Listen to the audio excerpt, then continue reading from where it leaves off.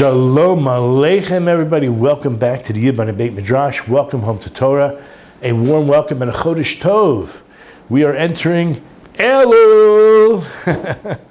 Fantastic. So there's no doubt that the Parshiot match up. I mean, when you go to war, you should know Parsha Shoftim, which we're in. The beginning talks about fighting with your Yetzer Hara, the Yetzer Tov against the Yetzer Hara, and a war. So this is like the real warriors. Whoever's watching this is a real warrior, and we're going to try to use the Hebrew source sheets to improve our Hebrew and to get a better understanding. Of course, you have to dig into the Hebrew itself to find all the nuances of the Yakar and that the Torah itself is trying to bring forth for instructions for daily living. The Torah is our instruction manual. And you look back and say, well, what does this have to do with anything? We're talking about if you find a slain person. A slain person be found in the land which the Lord your God is giving you to possess, lying in the field, and it is not known who slew him. Not only do you don't know who slew him, so let's look at the Hebrew first. On the source sheets that I gave you, and by the way, if you want to find the link to the Hebrew source sheets, that you can find in a link below, as well as if you're interested in the English source sheets, which I translate just the sources, please send me an email. By the way, I want to remind everybody that we are beginning our campaign for our fundraiser in which we distribute money for the high holidays. It takes a while to reach our goal, so we started today. So you can be amongst the first to contribute. And we're going to talk about tzedakah also, kindness to strangers and kindness to people we know as well. So let's begin with Deuteronomy chapter 21. I want you to all be familiar with verses 1 through 8, even though it begins with the idea, ki yimatze halal ba'adama, when you find a dead person, a corpse, in the ground, on the ground. Now, in the land, that's how they're translating it, but it's adama. It could have used, and the Yakar will point out, by the way, for those watching for the first time or those watching many times, we are dealing with the nitty-gritty of the Hebrew text. So I want you to really become familiar with the words, and don't give up, because the principles that the Yakar gives over are so fundamental that whatever Hebrew you don't understand, again, we're trying to translate everything so you will get it, Bezrat Hashem. So when you find this corpse, ba'adama, it could have used ha'aretz, the land. That's usually the word used, ha'aretz. Asher Hashem Elokecha noten lecha. This is talking about the land which Hashem gave you, which is Eretz Yisrael, lirishta, in order to possess it. Nofil b'sadeh, this person, this slain person, was just found, fallen into the field. And guess what? Lo noda mi hikahu. Not only do you not know really, the question is, was it the person slain or who slain him? You don't know who slew him. In a lot of cases, you don't even know who he is. But in this case, for sure you don't know who the murderer was. If you don't know who the murderer is, we have a problem. Okay? And then what happens? The Zakanim and the Shoftim, the judges and the elders, they go out and they do several very interesting things. They're going to measure, umadudu el ha'arim. They're going to check out the cities that are close by, asher sivavot ha'halal.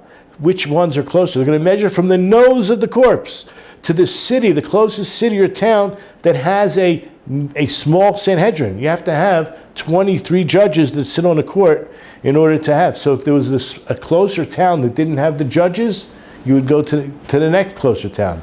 And then the elders of that town are going to come out and make some kind of declaration. But first they're going to measure. And the city that's closest to the corpse, so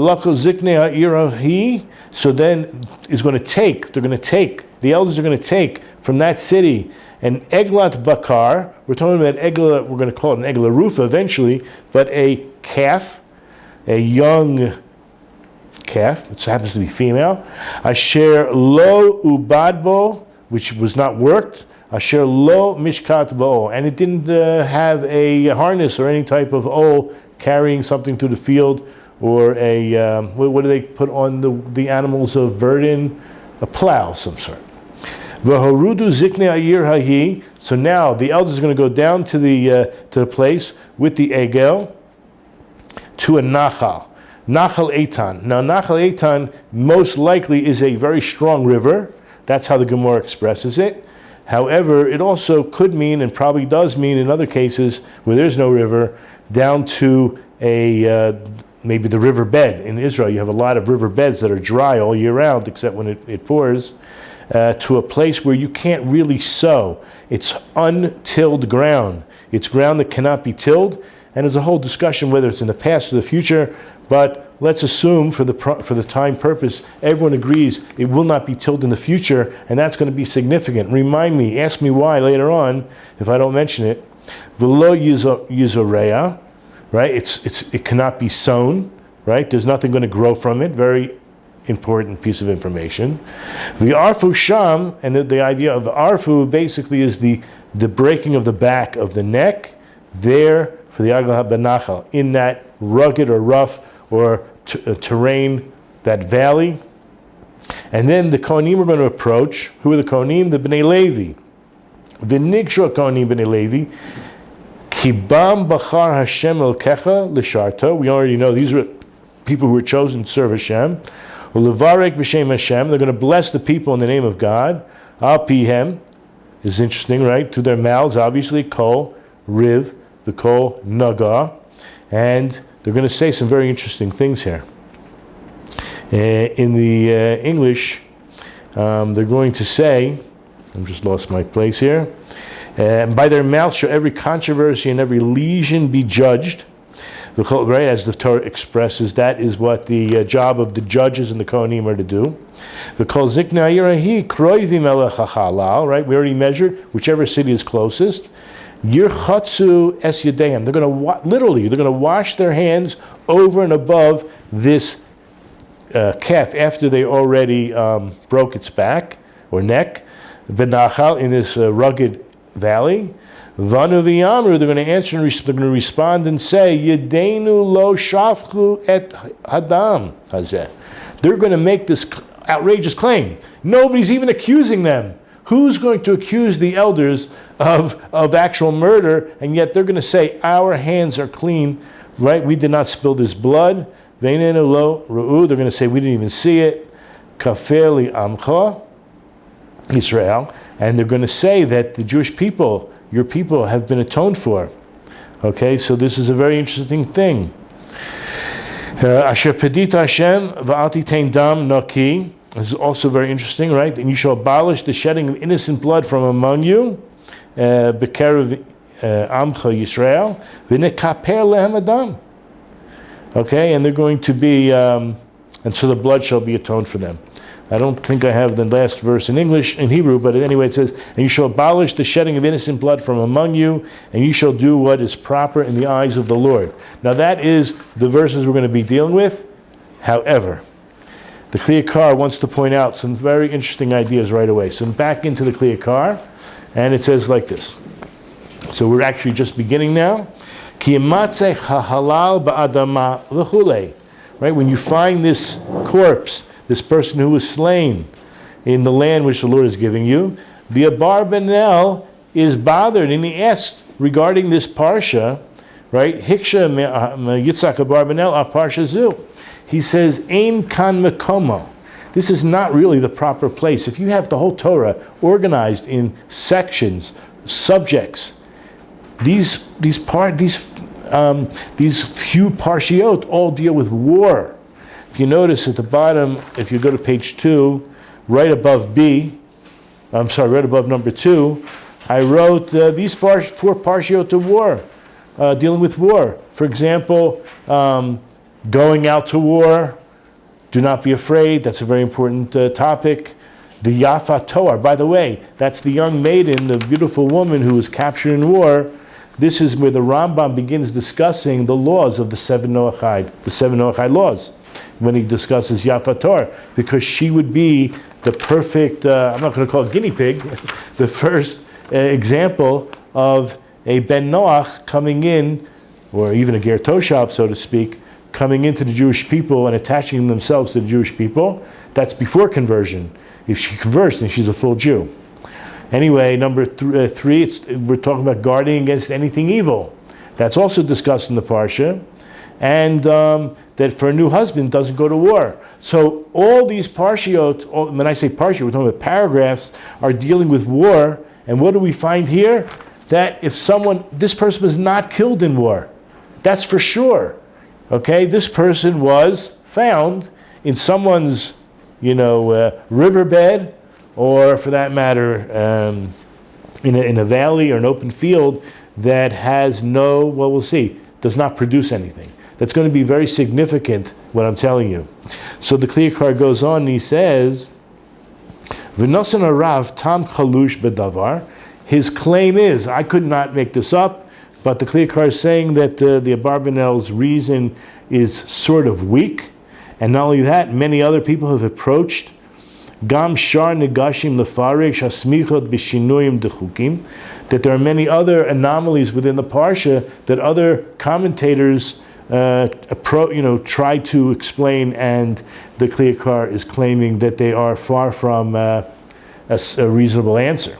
However, now he begins his answer, V'ata. Now, Sonoinecha, he wants you to raise up your eyes. He's going to answer these questions of what we have from Chazal themselves, from what it says in the Gemara, in the Medrash, and even in Rashi. Remember, this Yakar came after Rashi. Anyway, the first thing he's quoting is the Gemara in Sota 46a. I do have that on page 2 in the English, if you want to just glance at it while I read the Hebrew. Tanya, so it's taught in a Braisa. Amar Rabbi Yochanan ben Shaul, Rabbi Yochanan the son of Shaul said, Mipnei ma amra Torah. Now these are words that are very interesting. Why does the Torah even speak about this idea, Hevi Egla Arufa? Why is it needed, all these details? I'm going to call them chukim. They're very strange, no real meaning seemingly behind all the details about bringing this calf whose neck needs to be broken. Amar Kadosh Baruch Hu. So, you know what? God is saying, Tavo Egla Shelo Ashta Perot. That if you look at the details, so this has to be a calf less than a year old, Lichachila, or that it didn't give birth. So, the type of calf you're bringing, the type of animal you're bringing is something that did not give off fruits, meaning it didn't have any offspring. Very important to know that. And where is it killed? Where is the back of the neck broken? In a place where things cannot grow. But his Hebrew is she'eno oisei peros. It's not able to give forth fruit and produce. U'tekaper al zeh shelo hinichuhu lasos peros. And the atonement is coming for, right, somebody killed somebody and they prevented them, or they didn't allow them to have any more offspring. Again, the word peros. Now, the Gemara actually asked this question: what would happen if the person who was slain was not able to give off? In other words, they were impotent, or they were eunuch, or they were really old, and the assumption is they would not be able to have children. So it says, if you want to say this is all about being fruitful, seemingly, as we just said, all the ideas here, the idea that you're bringing something that cannot produce because he couldn't produce. Well, what if he couldn't produce anyway? I mean, you're not allowing to produce, but what if he couldn't produce from the get-go for some reason?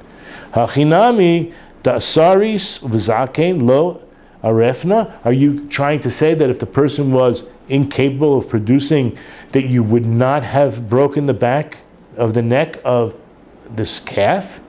The Gemara says, Ella a mitzvos. It's referring to mitzvos.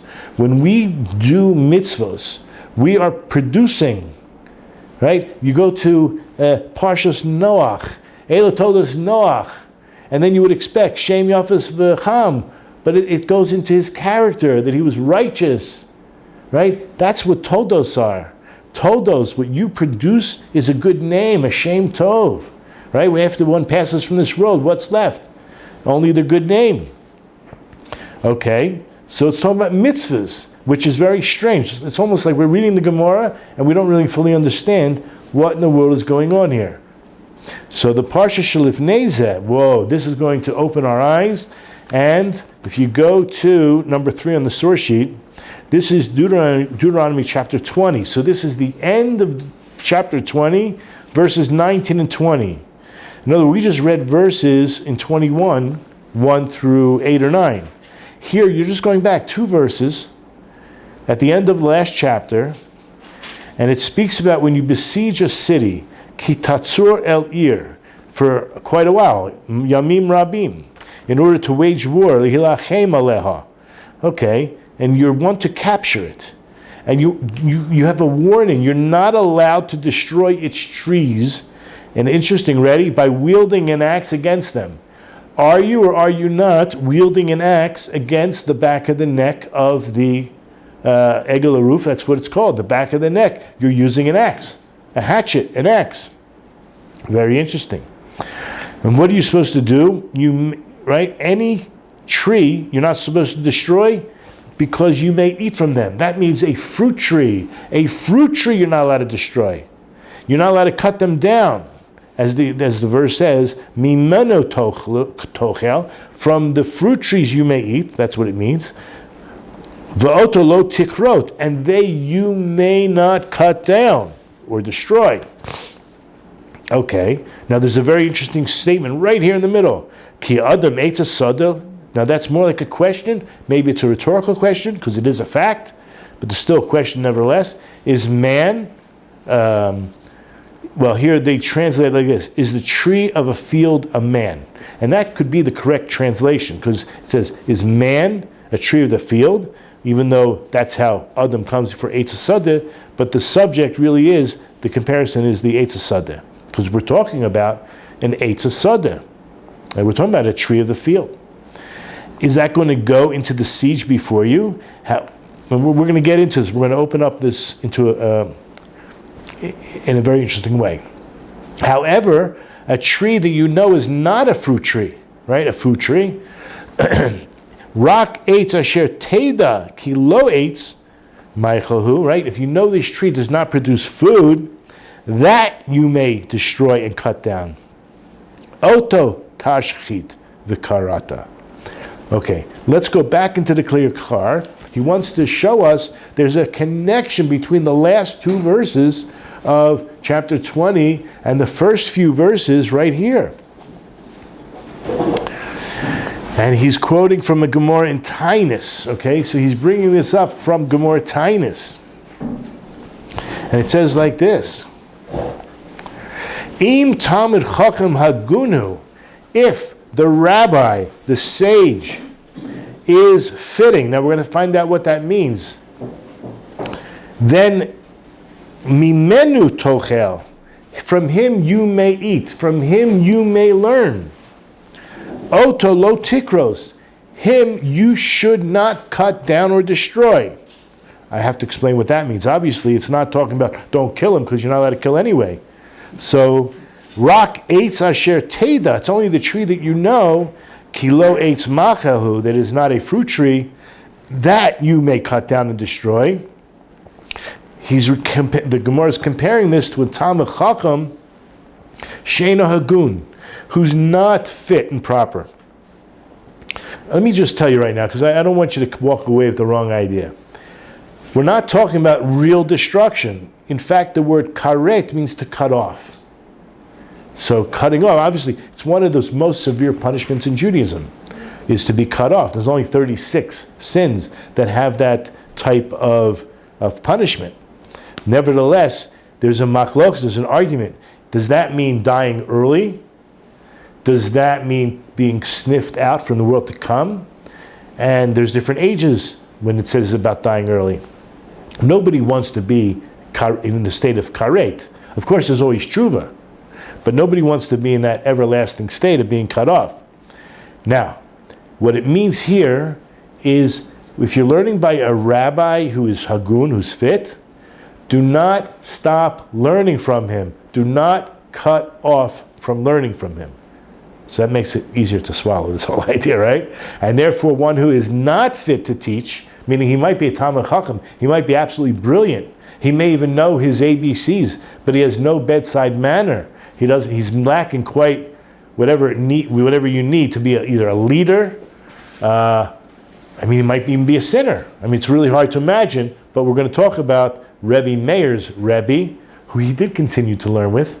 Rebbe Meir learned with Elisha ben Avuya, and we're going to see soon why that is actually permissible in some cases, and why the main dictum is not to learn with someone who's not fitting, and that is so you don't learn from their actions. Okay, so we're going to see when it is permissible and when it's not permissible.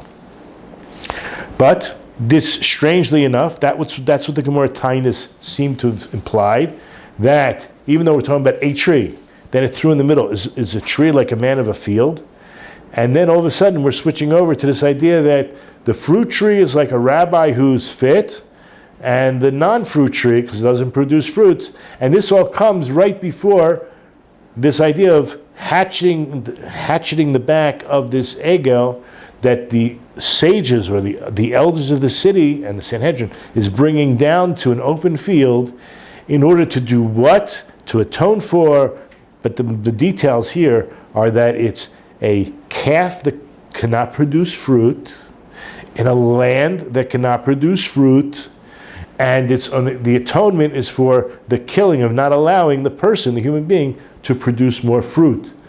I hope you're realizing there's a connection somewhere between what we're talking about with the Egla Arufa and these trees that can produce fruit or not produce fruit. If you don't see it yet, hopefully you will see it shortly.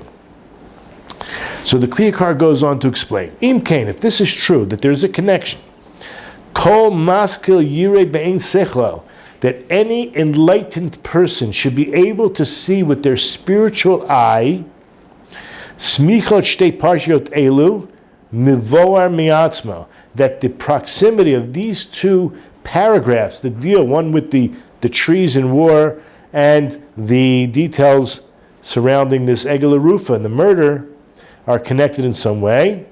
Because either way you look at it. Im tam ha'Egla Arufa, if the real reason behind the breaking of the neck of this calf, al shelo hinichuhu lasos peros bepiruridya, if it's really on the idea of atoning somehow for not allowing this person to continue to be fruitful and multiply, well then shapir nismecha leparsha, it works out well. We can understand the connection. Hamakperet al eitz oisei pri shelo likrot oto, that there is a concern by the Torah regarding a tree that produces fruit, you should not cut it down. Umali pri adam, umali pri adama. I think this is where he's going to awaken us to an idea. Remember I asked, why didn't it say haaretz? And it says, you find this person in the field, ba'adama, in the land. The word adama and the word adam is the same root, because where does adam come from? None other than the adama. So he says, mishpat echad lehem. It's one concept of judgment. There's one judgment regarding both of them. What does that mean? Since the verse in verse 19 said, Ki ha'adam eitz hasadeh, right? It's more of a rhetorical question, but it's still a question nevertheless. Is the tree of the field a man? So the Yakar says, Im shelo hinichu lasos peros shal mitzvos. Remember we read the Gemara in Sota that it concluded we're not talking about actual progeny, children, fruit, offspring. We're talking about the mitzvahs the person could not do. You're not allowing them to do mitzvahs. Kafia maskana, as according to the conclusion we said, Harei gam b'parsha shelifneha hikpid al zeh shelo likro talmid chacham. So too, the Parsha before, when we explained about the tree that gives off fruit, don't cut yourself off from learning from that person. Okay? Don't cut off from learning. Oisei pri eitz chayim leminoi. Because what does that person do? He's fit to teach Torah. He's producing pri eitz chayim, the fruit of the tree of life. The Torah itself is called the tree of life. Guys, you're following this idea. The Torah is called the tree of life, and it produces fruit. So that's what the Talmid Chacham, that's what the rabbi is doing. Hopefully in his students, he's creating more mitzvahs. People can do more. Obviously, if he's lo hagun, then it says you shouldn't. If he's not fit, you don't learn from him, because you're going to learn from his actions, which is the opposite of doing more mitzvahs. That's assuming that he's quite an influencer and powerful in the negative way. So he mentions here, according to the conclusion we talked about in the Gemara, that it was mitzvahs. Haregam Parsha shelifneha hikpid al zeh, that the Torah was so concerned al zeh shelo likro Talmid Chacham, not to separate yourself from such a Talmid Chacham who produces, the mitzvahs that come from the Eitz Chaim Lamino, creating the same species. V'tamea ani, the Kli Yakar is in absolute bewilderment. I'll call him a forshim regarding all the other commentators. Shedavar pashut kazeh, something as simple as this.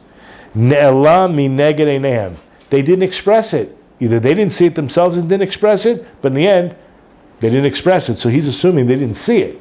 If you see it, you want to share it, right? Now let's continue. Mashadrashu Chazal in the verse. The rabbis expound regarding this verse in 19, where it says, Mimenu tochel, from the tree, the fruit tree you may eat, v'oto lo tikrot, but that fruit tree you may not cut down. Remember, the rabbis explain this as referring to the rabbi, the Talmid Chacham. So he says, Nira shalo kivnu leolam lahotzem nikrub min pshuto. Very important when you're dealing with midrash. Truth is, we're dealing with any drushes, that you never take the simple pshat and discount it entirely. You must use that as the basis for whatever you're talking. You have to understand the simple understanding, and that remains. So we discussed the idea of whether it was the trees. That has to be what it means. It has to refer to the trees. You're not going to remove it entirely and say it's only talking about a Talmid Chacham. You're going to say talking about trees. And from there we can darshan out also Talmid Chacham. And he says, so once you realize you can't take it out of its simple pshat, then what are the rabbis are doing then? Ela sharatzu latares. They actually want to come and make a very important point. They want to answer something. What would be the question we would all have? Why is the Torah so concerned about cutting down a fruit tree? What's wrong with that? You need it for war. Elavadai kedei lilmo mimeno, in order to learn from it. When learn from it, one of the 13 hermeneutical principles is what? Is a kal v'chomer. So those 13 hermeneutical principles are the principles that Moses received from God in order to interpret for all future halachot and to understand the Torah as well. So the kal v'chomer is, if this is true, then logic dictates that has to be true. So what is it about, in order to learn from it, the kal v'chomer regarding man? What is man? He's oisei pri tzaddik eitz chaim. That's what he's here to do, to produce righteous fruit of Torah. That's what he's here to do. Meaning, since the Torah is called Eitz Chaim, it's the tree of life. So the Torah is the tree of life. You're here to produce mitzvahs, to produce good deeds, to work on yourselves, to metakein your character, to fix your character, to be the best people you can be. When you go to heaven, they're going to ask a lot of questions. One of them is, were you you? They're not going to ask you, were you Moshe Rabbeinu? You were Aaron Poston? Were you Yochanan? No, they're going to ask you, were you you? Okay. That just reminds me, my wife just got a book called You. Pnei Hashem. That's probably a plug for it. Ki adam eitz hasadehu, because man is the tree of the field. And what does he do as the tree of the field? He's Oisei Pri Tzadik V'Tzemach Tzedakah. He produces righteous fruit, meaning peiros, meaning righteous activity. And he grows tzedakah. Remember, I gave you a plug in the beginning that we just started our campaign. We have 30 families that are relying on us to help them throughout the year, mostly during the holidays. And this is our campaign for this time of the year. So dig deep into your pockets. Okay, anyway.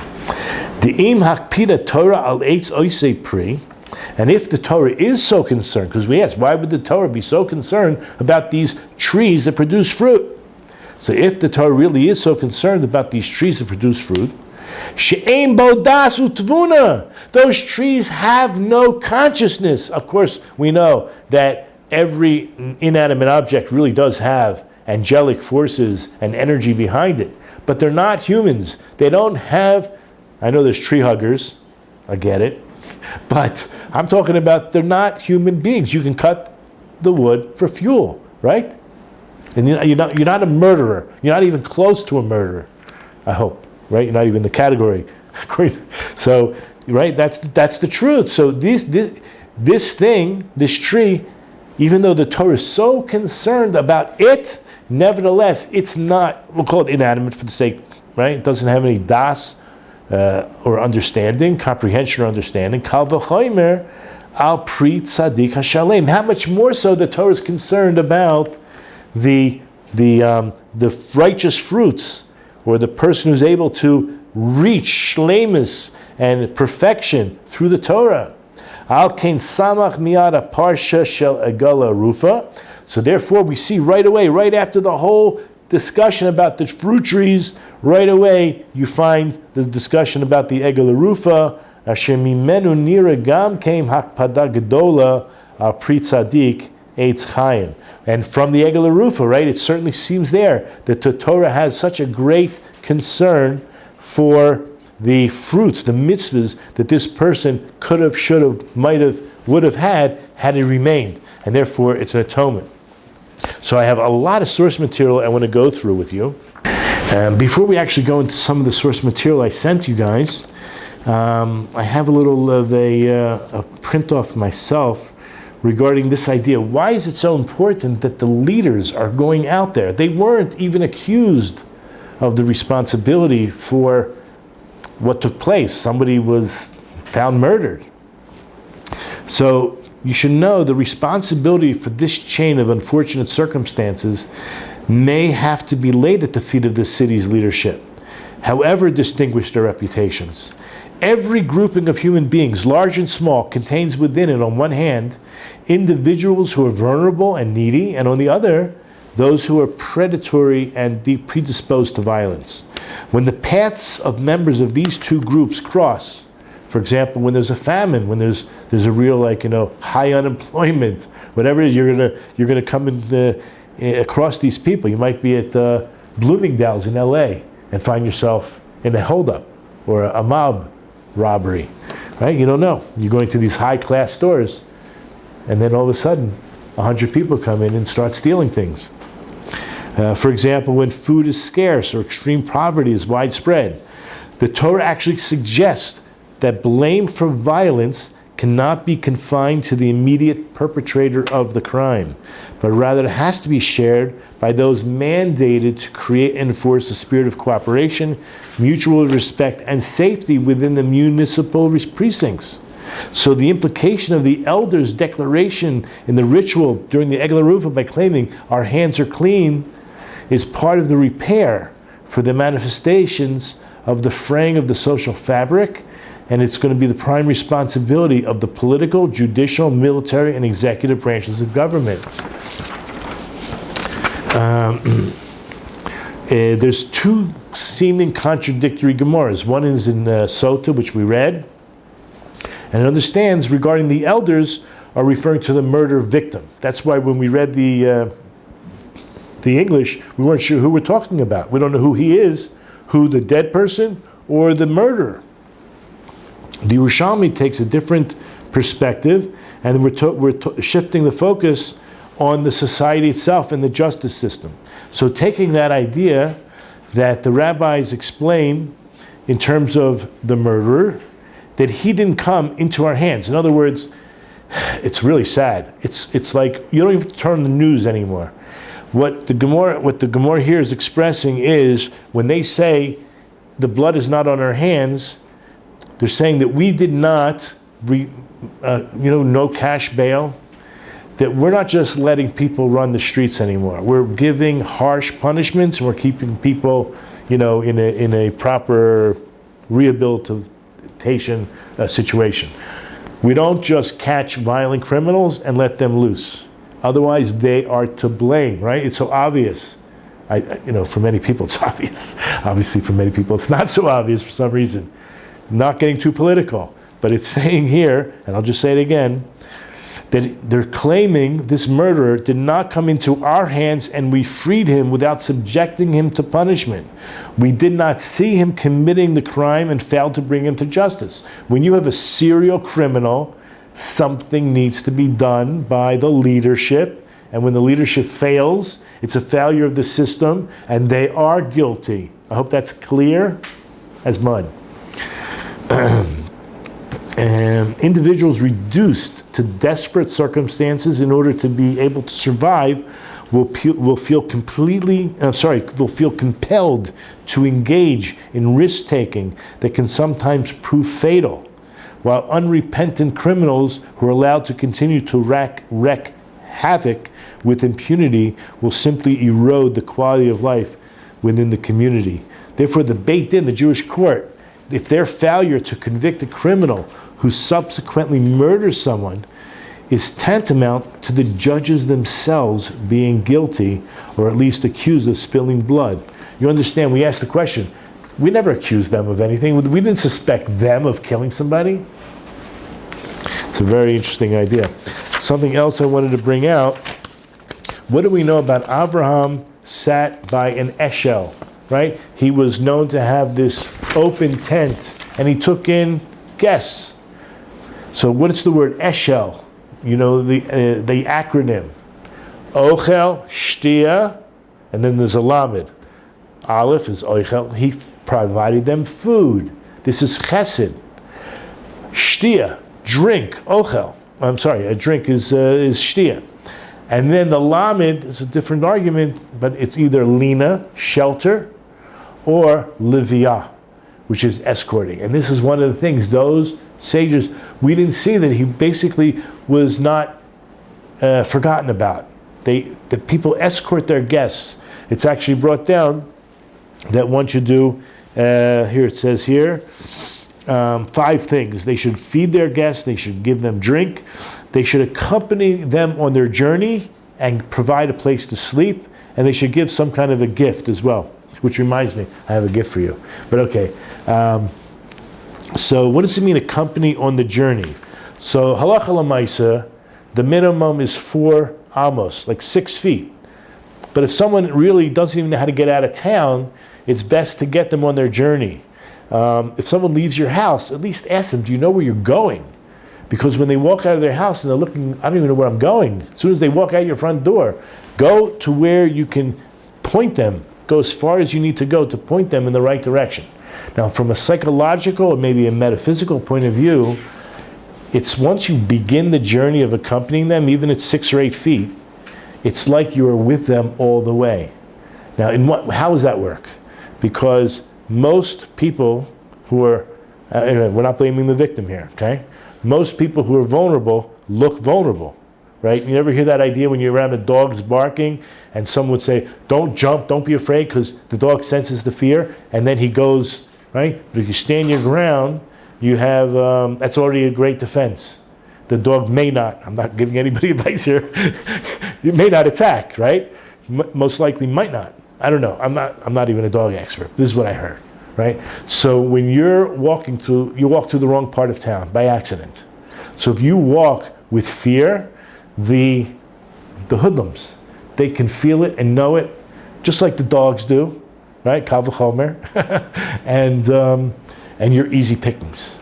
But if you know where you're going, you feel the person who you were at their house, they fed you, they drank you, you know what I mean? They gave you what to drink, and they walked you on the way, that their presence, and maybe we're talking metaphysically here. They're angels, whoever it is. The energy is following you. You're walking with some greater sense of confidence. Maybe even mystically you're being guarded. And therefore the vulnerability isn't there. And therefore the attackers or the hoodlums, whoever is even thinking that it's like, they're not going to think twice about it, right? They'll a very important idea. We want to find the murderer. Okay, we want to find the murderer.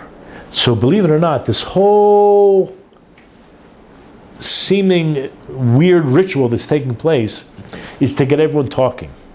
Okay? As soon as the elders, and the Sanhedrin has to be involved, they're going to do the measuring. But then the elders are going to come out, and they're going to make this whole declaration. We do not want, I have a list here, we want to know who the murderer is, because that's going to be part of the atonement process for the Jewish people as well. And we don't want to leave the wife as an aguna. Okay, so she needs to know that he's dead. We need to know who the murderer is. And then the children who are supposed to get the inheritance, if they don't know their father's dead, they can't really use or enter the properties that belong solely to the father. Wait a minute, they found the body, so they know he's dead. Well, remember, we don't know we don't know who he is, or we don't know who the murderer is. DNA. Let me finish. But he's not from that town. So if he's not from that town, so he could be like an unknown. Many morgues, they have a little tag called John Doe, or maybe Jane Doe. Of course, somebody knows who he is. But in order to mefarsein, in order to publicize, so that not only, number one, we can find out who the murderer is. We'll talk about that in a second.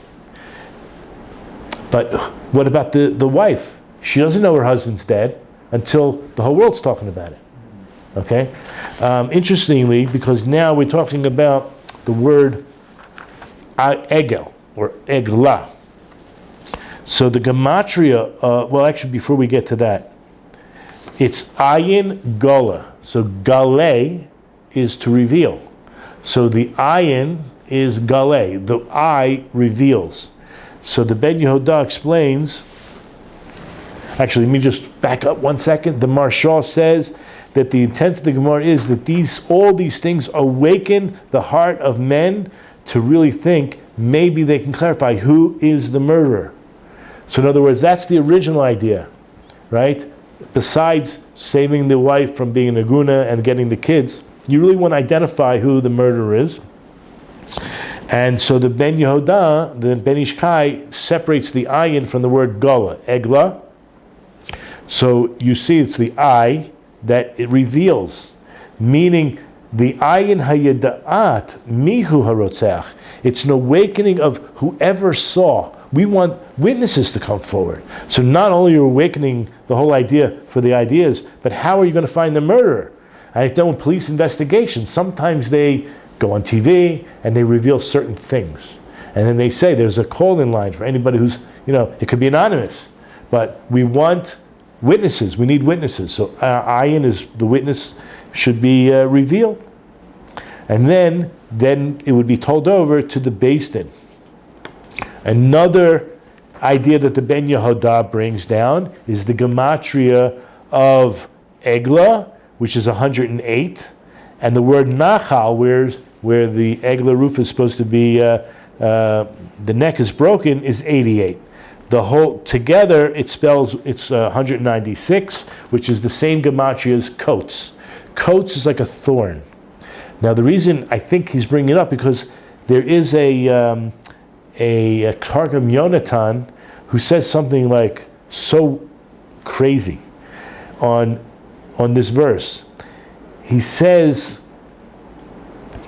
that Shenachil Tolaim Yotze Mitabur Ha'agla, that for some reason, this is how I'm reading it, that when this Egla Arufa, when this calf is killed, worms come out from its belly button, and then it will find, through Ruach HaKodesh, through some kind of a mysterious way, that worm will find its way to the murderer.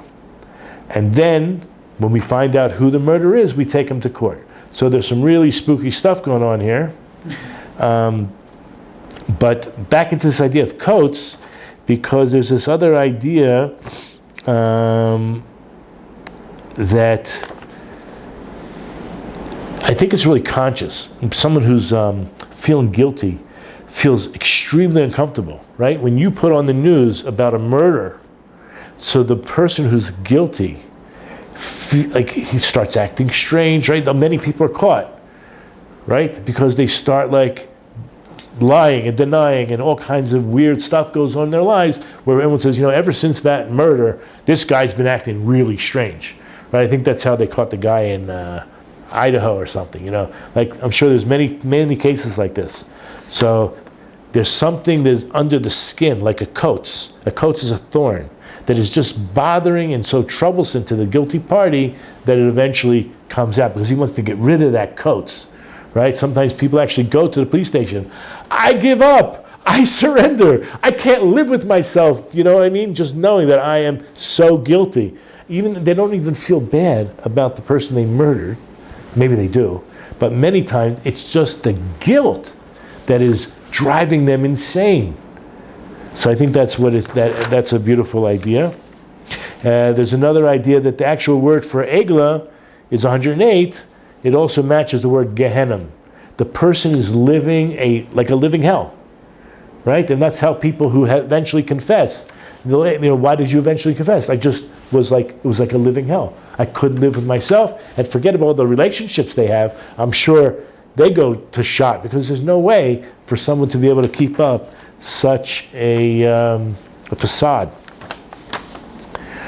And okay, the Ben Yehuda, I think I covered that already. All right. Now, the Maharal. The Maharal explains, when it says, Ki yamatze halal ba'adama, it doesn't say aretz. It says, when you find the corpse in the adama, and he's the one who explains the word Adam is called that because of the adama. It comes from the adama. And it's just so interesting what he says. Oh, if you want to look, it looks like this. It's Sota, Mem, Vav, Amid Aleph, Mem Zayin, Amid Bet on the notes. So right in the middle it says Bir Maharal. I think you should all pay attention to this. When it says, when you find this halal, this dead corpse in the ground or on the ground, it doesn't say haaretz. Remember, man himself comes from the adama. And this is why. Ready for this? Ki adama motziya et kochoteha el poel ayidei gidul peiros.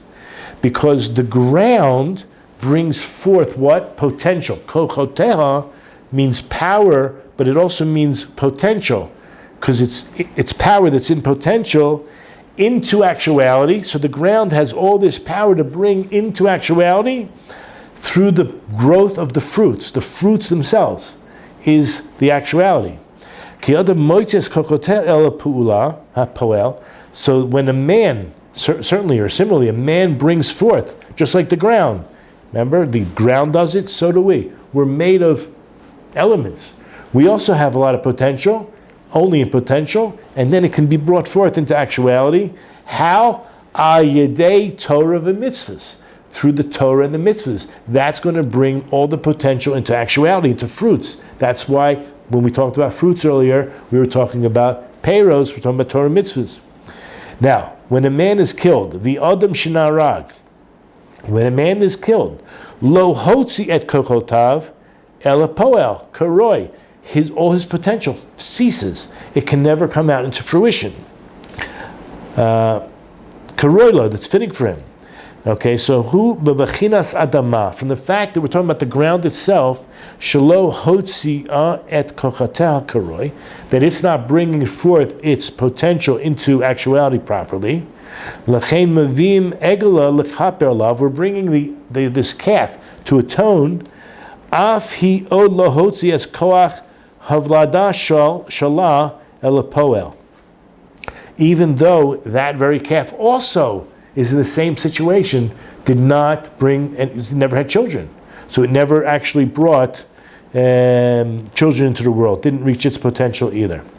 Now we did say, isn't this an atonement? The Kohanim work in the temple doing atonement. And yet they're the ones coming forth saying this is an atonement and it's outside of the temple compound. And we're not calling it a korban because a korban cannot be done outside the temple compound. So what's going on here?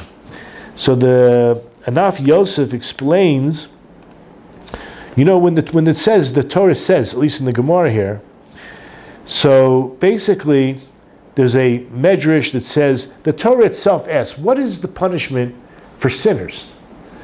So in other words, Shelu LaTorah chetu ma'onsho. If the Torah is an inanimate object, but if it could talk, it would ask God, or if it was asked to the Torah, what would sinners receive as punishment? So the Torah would say what it says in the Torah. It says, Yavi Asham Yitkaper Alav. You bring a guilt offering and then you get atonement. Well, guess what? God was asked. So you got the Torah. Remember, we think of God and the Torah as one, which they are, obviously, but they're coming from different perspectives. So the Torah is telling you what's written, black and white. They need an atonement. God is asked, what is their punishment for sinners? He said, teshuva. All you got to do is teshuva. But you know what teshuva requires? Regret and confession. So this is the confession part. He's going to talk about the whole idea of bringing this forth. Is the Egla Arufa is a ritual that surrounds a confession. So it's not an atonement from a korban point of view. It's an atonement from a tshuva point of view. And confession is part of atonement. Is this not perfectly fit to be listening during Elul, the beginning, Rosh Chodesh? Confession is part of the atonement process. So he says like this. So the Torah was asked, what's its punishment? It said, okay, you have to bring an ashim. And God was asked, what do you bring? He says, all you have to do is do tshuva, and you're atoned. Right? Yom Kippur. That's going to be in 40 days from now. If that's the case, so Ledat Kadosh Baruch Hu, the reason for the Egla, is for the Vidoy purpose. Vidoy Devarim. Who in tshuva, it's part of the tshuva process.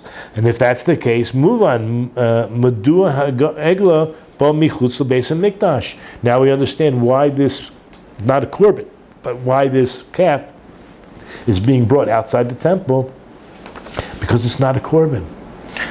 Okay, and he says the whole idea is in Yonahu Rak Vidoy Devarim, and through it shall be revealed the murder. Part of what we discuss is how does the murder get revealed? If you want to think of this worm coming out of the belly button and somehow showing us who the murderer is, great. You think of it as a coats being sent underneath this guy's skin and him just going to the local police station and handing himself in and saying, I can't take it anymore. Or his guilt, whatever it is. You're getting an idea that there's some really good, truthful stuff that we see with our own eyes. Just needs to be explained in a sensible fashion. Okay, so there's still a lot of stuff to go through, but I won't hold you up. We're going to continue this Bezrat Hashem next week. My wife asked me to give a shir in Tomer Devor to women starting next Wednesday. If you guys know about it, you know about it. It's not going to be live or recorded. Maybe it'll be recorded. So we'll see. Educator, Bezrat Hashem. Anyway, I wish everyone a Gezunta Shana Tova coming up. Like this is it. The shofar is being blown tomorrow morning, every day for the next 29 days, and then we skip a day, and then we're going to blow it for real. No, even right. Is there a city? Think about this. Is there a city that hears the shofar blow that doesn't tremble? So think about what's happening here. There's no such thing as a simple homicide, right? Even though someone I know says I can shoot somebody on Fifth Avenue and not get not be arrested for it. But anyway, so there's no such thing as a simple homicide. Every life is a universe, and Bezrat Hashem, we should each reach our own potential. We should each figure out who we are, not who the next guy is. Got enough trouble finding out who we are, what our potential is, using the Torah and the mitzvahs to help reach us and the fruits thereof. And we can only feel any pity and, for those who are not reaching their potential, as if they're squandering away those fruits. So as Bezrat Hashem will continue to grow in Torah and mitzvahs, and we'll have a great Shabbos. And I'm wishing everyone a great Shabbos. and a great life, and we'll see you next week. It's